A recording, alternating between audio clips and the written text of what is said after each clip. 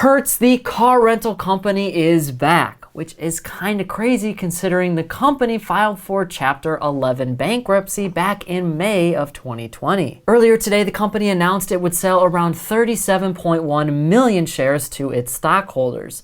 But it didn't just come out of nowhere. Hertz has been working in the background for a long time, and it's just now that they're starting to come back. But this time, Hertz is not coming back on its own.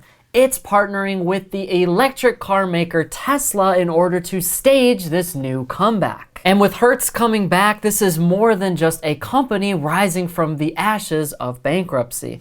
This is a step in the right direction for travel, and today I want to talk all about this Tesla and Hertz deal, as well as this new share sale from Hertz. What does this new Tesla and Hertz partnership mean for the future of auto rentals? So today we're going to break all of that down and much, much more. But before we get into all of that, my name is Nate from Minority Mindset News, and if you like this video, make sure to smash that thumbs up button below and hit that notification bell too. That way YouTube shows our videos to way more money minds around the world. We can keep making videos just like this one. Traveling is something that we all love to do. The problem is there are some places that you can't travel with your car. Like for instance, you can't take your car onto a plane. And as America was expanding in the early 1900s, cars were super important and travel was super important for a lot of people. When we started to develop cars, people realized that they were no longer limited to their own city. So they could now hop into a car and go where they wanted. The only problem was cars were expensive for the average person. So some companies were created to help people rent vehicles instead of buying them. I'm sure we all remember in our history class about Ford's Model T car. This was the first affordable automobile that was released to the general public. And for a long time, this was a great way for people to travel. The only problem was that during the 30s and 40s, America was in the Great Depression. A lot of people could not afford to buy a car, and car prices skyrocketed. This is where Hertz and other rental car companies come in. Now, instead of buying a car outright, maintaining it, and then storing it, you would now just need to rent a car for whenever you needed it. It wasn't until later when Hertz and other rental car companies started to branch out and really become a dominant force in the travel industry. Back in 1932, Hertz opened its first ever location at Midway Airport in Chicago. Now, traveling was a packaged experience. People could get on a plane, go where they need to go, and then also rent a car when they get there.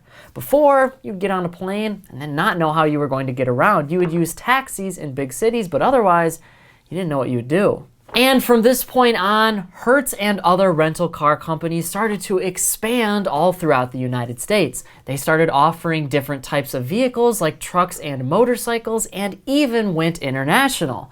Hertz opened a location in China in 2002, and it was the first major rental car company to do so. Now, why exactly does this all matter? Why does the history of Hertz matter for the auto industry? All people are doing is renting cars, right? Well, Hertz and a lot of these other rental car brands actually help these auto industries a ton.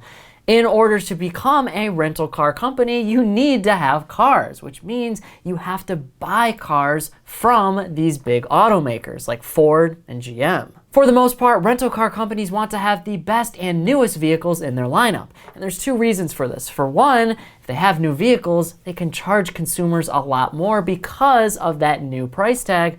But two, there's a lot less maintenance on a new car. A car that has 100,000 plus miles on it is going to need a lot more work. But a brand new vehicle that has no miles on it doesn't need as much maintenance. So every so often, these rental car companies will want to refresh their fleet. This means going to these auto manufacturers and buying brand new vehicles. The rental car business proved to be very lucrative for automakers, so much so that Ford actually purchased Hertz back in 1994, but ended up selling them for around $5.6 billion in 2005. So from 2005 and on, Hertz was pretty much on its own, and it started to expand into more airports and acquire even more rental car companies to grow its business. And as travel boomed, so did Hertz. One of the only ways that you could get around after getting off of a plane was via a car. So people actually had to rent a vehicle if they wanted to go anywhere during a business or a personal trip.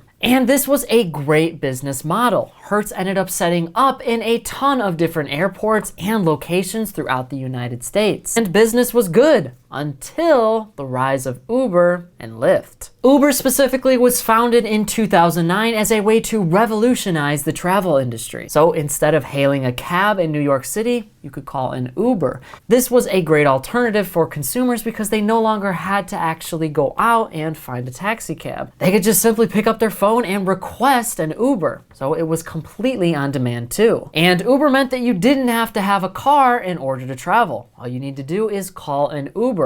In addition, you wouldn't have to keep up with the maintenance of a vehicle. You didn't have to worry about the gas, and you certainly didn't have to worry about it's there when you need it, which is basically the entire premise of a rental car company. But Uber made the experience even more convenient. But rental car companies like Hertz were still hanging around because a lot of people, at least in the early days, preferred to drive themselves, or at least thought the market was always going to want to drive themselves. And nowadays, Uber has expanded to even being a rental car business itself, and it even owns things like Postmates, so it will deliver anything that you want. They have a subsidiary called Uber Eats, where it'll deliver food directly to your door. So with the rise of Uber and Lyft, that meant that these rental car companies had to change too, just like with the taxi services. So what did companies like Hertz do in order to stay competitive against new companies like Uber? Well, not much.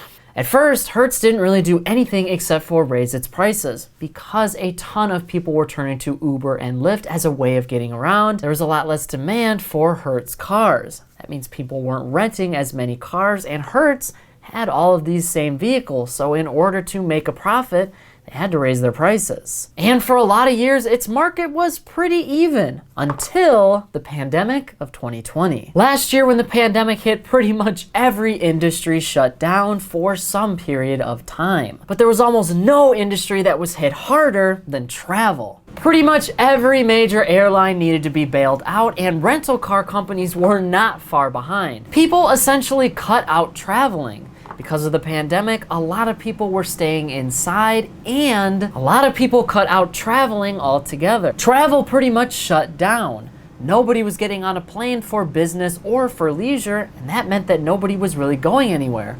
The same thing happened with Hertz and other rental car companies. Nobody was renting a car anymore because nobody was going anywhere. This led to a ton of bailouts by the federal government because the airline and rental car companies did not have the finances to support this new change in the industry. But Hertz in particular did not make it. They actually filed for Chapter 11 bankruptcy back in May of 2020. Since then, the company has been restructuring and doing a lot of thinking when it comes to how their company is going to function in this new world space. Chapter 11 bankruptcy is basically just an admission of debt. Hertz was taking on way too much debt that it could reasonably pay back. So the company needed to reorganize and reformat itself in order to pay back some of this debt. This allows the company to put itself in the best position to get ahead of all of its debt. And Hertz kind of went away for a long time, as did a lot of these airline industries because, again, nobody was really traveling. But now in 2021, travel is beginning to come back a little bit as the pandemic is starting to disappear. So Hertz and a bunch of these other travel giants are starting to make a comeback. Hertz has realized that if it wants to make a comeback, it can't do it on its own. This is why Hertz has now partnered with Tesla and Uber in order to stage its big comeback. Hertz announced last week that it would purchase 100,000 electric vehicles from Tesla, which ultimately sent the value of Tesla through the roof at $1 trillion.